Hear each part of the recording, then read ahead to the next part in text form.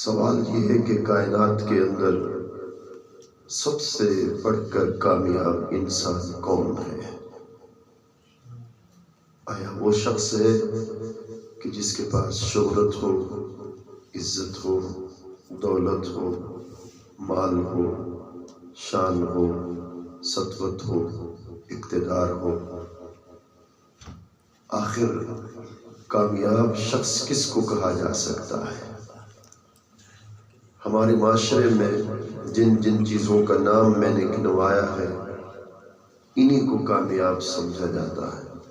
جس کے پاس مال ہو، شہرت ہو، اقتدار ہو، عزت ہو، تنتنا ہو، شان ہو، شوکت ہو، ہم سمجھتے ہیں کہ شاید یہ دنیا کے کامیاب ترین لوگ ہیں، مگر قرآن اس بات کی نفی کرتا ہے۔ قرآن کہتا ہے کہ کامیاب کون لوگ ہیں؟ فرماتا ہے قد افلح من تزکا، کامیاب شخص وہ ہے کہ جس نے اپنے دل کو صاف کر دیا ہے، جس نے اپنے دل کا تزکیہ کر لیا، دل کا تصفیہ کر لیا، اپنے دل اور قلب اور روح اور باطن کو ہر قسم کے گناہ سے، ہر قسم کے معصیت سے اس نے پاک اور صاف کر لیا۔ قرآن کہتا ہے کہ قد افلح، تحقیق اللہ کے نزدیک فلاح پانے والا وہی شخص ہے۔ اگر ہم بنظر غور دیکھیں تو جس طریقے سے دنیا میں دو شخص آپس میں ایک دوسرے کے دشمن ہوتے ہیں، ایک دوسرے پہ حملہ کرتا ہے، بالکل اسی طریقے سے ہمارے اندر میں بھی دو دشمن بیٹھے ہیں جو ایک دوسرے کے مخالف ہیں۔ ایک کو نفس کہتے ہیں اور دوسرے کو روح کہتے ہیں۔ نفس، قرآن جس کے بارے میں کہتا ہے ان النفس لامارۃ بالسوء، یہ جو نفس ہے یہ انسان کو برائی کا حکم دیتا ہے، جس کو نفس امارہ کا نام دیا جاتا ہے۔ برے خیال ذہن میں پیدا کرتا ہے، اسے دل پہ بٹھاتا ہے۔ جب وہ برے خیال دل کے اندر بیٹھ جاتے ہیں تو پھر وہ نفس انسان کے جسم کو، انسان کے اعضاء کو اپنی گرفت میں لیتا ہے۔ جب اس کی گرفت انسانی اعضاء پہ مضبوط ہوتی ہے تو انسان ریموٹ کی طرح ہوتا ہے۔ دراصل حکمرانی نفس امارہ کی ہوتی ہے۔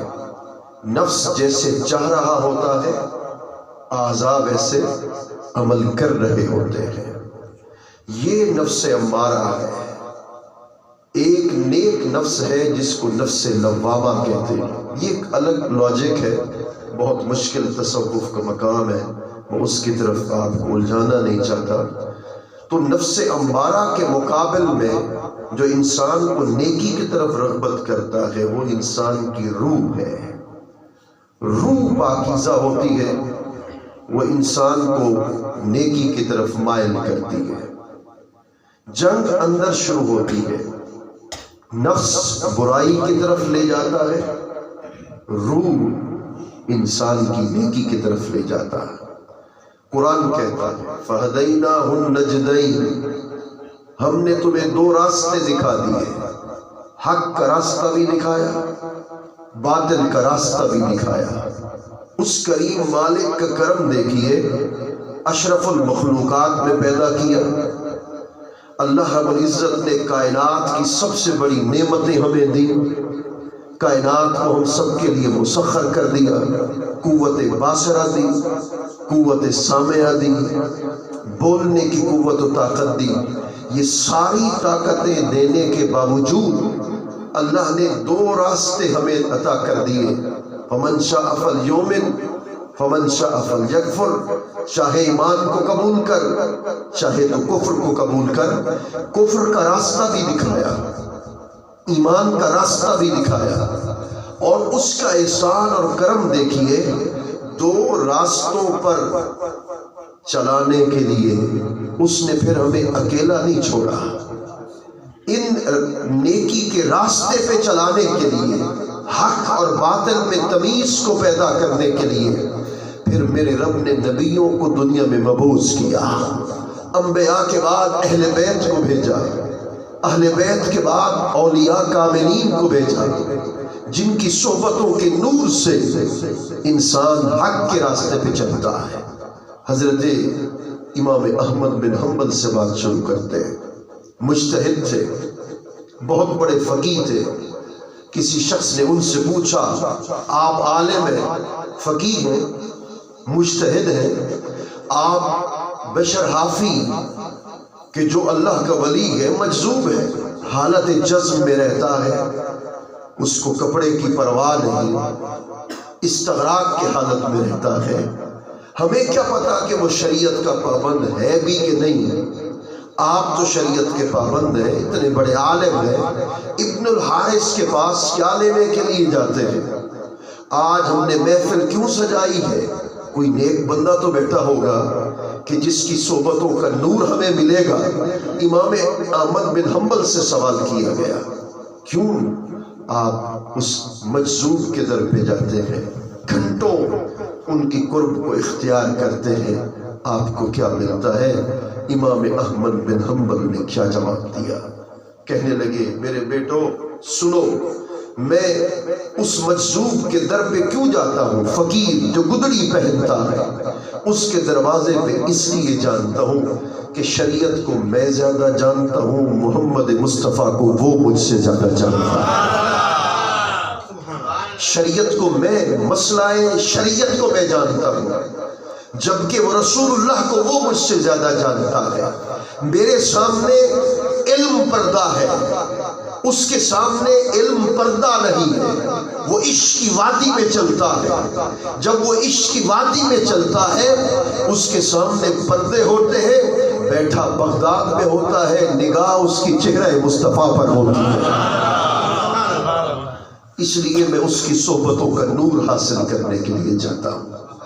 حضرت امام جعفر صادق علیہ السلام، یہ امام محمد باقر کے بیٹے ہیں۔ امام محمد باقر یہ امام زین العابدین کے بیٹے ہیں۔ امام زین العابدین یہ امام حسین کے شہزادے ہیں۔ امام جعفر صادق نے بڑا عظیم جملہ کہا جو ہماری زندگی کو بدل سکتا۔ خدا کی قسم ان سے کسی شخص نے پوچھا کہ قیامت کے بارے میں کوئی نصیحت تو کر دے، آپ اہل بیت میں سے ہیں، آپ کے بارے میں تو قرآن نے کہا وَيُطَهِّرَكُمْ تَطْهِيرًا، آپ تو پاکن پاک ہیں، ہمیں کوئی نصیحت تو کر دے قیامت کی۔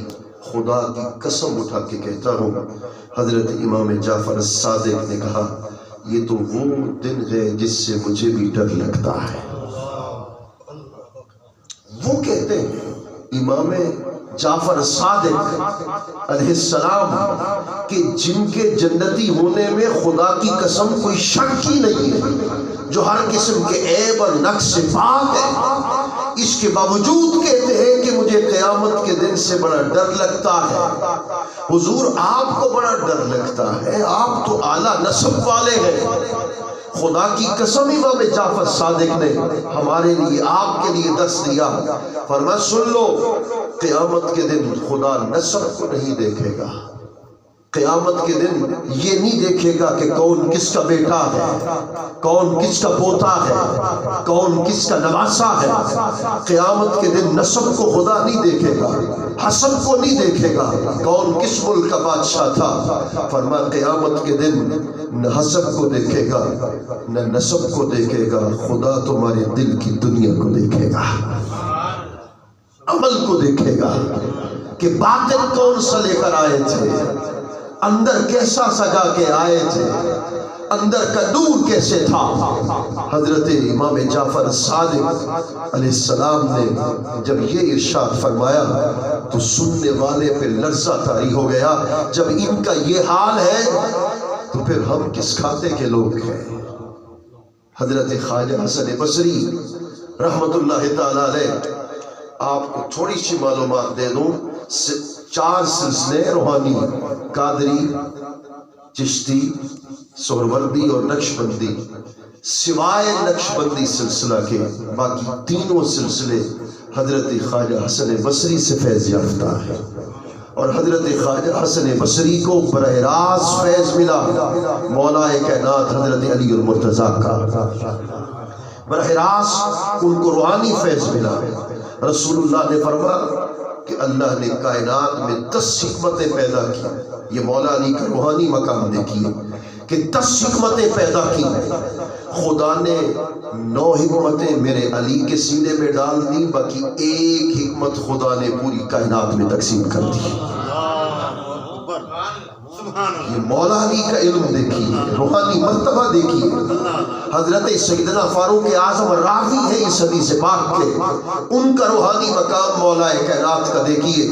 خدا کی قسم رسول اللہ نے فرمایا 1 پلڑے میں پوری کائنات کا ایمان رکھو اور دوسرے پلڑے میں میرے علی کا ایمان رکھو۔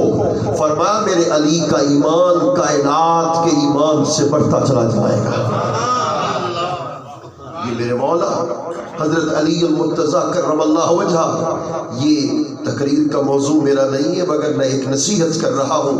آج انٹرنیشنل اسٹیبلشمنٹ ایک بار پھر سنی اور شیعہ فسادات کرنا چاہتے ہیں، کبھی حضرت صدیق اکبر کے خلاف بات کرتے ہیں، کبھی حضرت سیدہ زہرا پاک کے خلاف بات کرتے ہیں، اہل بیت اطہار کے خلاف بات کرتے ہیں، چند ذاکروں کو خرید لیا ہے، ادھر چند مولویوں کو خرید لیا ہے، ڈیوٹی لگا دی ہے، کوئی صحابہ کو سب کرے گا معاذ اللہ، کوئی اہل بیت اطہار کے خلاف جائے گا۔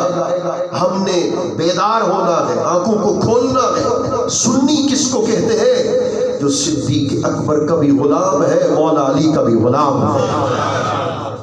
ایک بات میری دل پہ لکھ لو، دل پہ لکھ لو، آج جو صدیق کا ہے وہی علی کا ہے، جو علی کا ہے وہی صدیق کا ہے، جو صدیق کا نہیں وہ علی کا نہیں، جو علی کا نہیں وہ صدیق اکبر کا نہیں۔ یہ لڑانے کی کوشش کریں گے، سازشیں کر رہے ہیں، اور حضرت سیدنا صدیق اکبر کو غاصب معاذ اللہ کہتے ہیں کہ انہوں نے باغ فدق حضرت سیدہ کائنات سے غصب کر لیا تھا۔ ایمان سے کہیے جن کی محبت رسول اللہ کے خاندان کے ساتھ اس قدر ہو، آیا وہ غصب کر سکتے ہیں کسی مال کو؟ تصور بھی ہو سکتا ہے کہ جن کے بارے میں رسول اللہ نے فرمایا، حضرت صدیق اکبر کا ہاتھ پکڑا اور پکڑ کر حضور مدینہ کی گلیوں میں لے گئے اور کہا ہکذا نبعث یوم القیامہ، فرما لوگوں سن لو، جیسے اس دنیا میں صدیق اکبر کا ہاتھ میرے ہاتھ کے اندر ہے، قیامت کے دن بھی صدیق کا ہاتھ میرے ہاتھ کے اندر ہوگا۔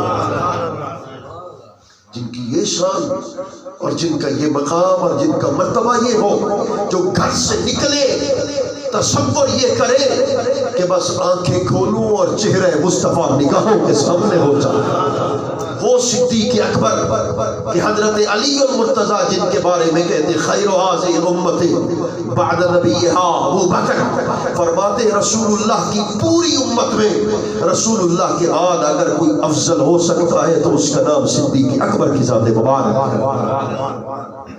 کوئی حضرت کبھی سوچ سکتے تھے 50 سال سے زائد عمر میری ہو گئی، خدا کی 55 کے قریب ہم پہنچے، ہم نے تو 55 سے لے کر آج تک کبھی بھی نہیں سنا تھا کہ کوئی حضرت زہرا پاک کے خلاف بات کرے گا۔ آج برسر منبر مولوی کہہ رہے ہیں کہ اگر سید زادے اکٹھے ہیں تو ہم یزیدیوں کے ساتھ ہیں، فتویٰ دیا کہ ہم یزید کے ساتھ ہیں۔ میں نے کہا مجھے تو کوئی شک نہیں اس میں کہ تم یزید کے ساتھ رہو، ہمیں کوئی شک نہیں۔ آج فتویٰ دیا گیا کہ حضرت سیدہ زہرا پاک خطا پر تھی، غلطی پر تھی، معاذ اللہ استغفر اللہ۔ خدا کی عزت کی قسم جن کا وجود پاک اور رسول اللہ جن کے بارے میں کہے فاطمہ تو بضعۃ منی اے جزء منی، حضور نے فرمایا فاطمہ میرے جسم کا ٹکڑا ہے۔ پھر آپ ہی فتویٰ دے دیں حضور کے جسم میں کوئی خطا ہے، کوئی عیب ہے، معاذ اللہ کوئی نقص ہے؟ جب حضور کے جسم میں کوئی عیب نہیں ہو سکتا تو رسول اللہ کے جسم کے ٹکڑے سے سیدہ کائنات میں کیسے خطا واقع ہو سکتی ہے؟ اللہ اکبر۔ اس کو تھوڑا سا بیدار ہم نے کرنا ہے۔ اصل موضوع کی طرف آتے ہیں۔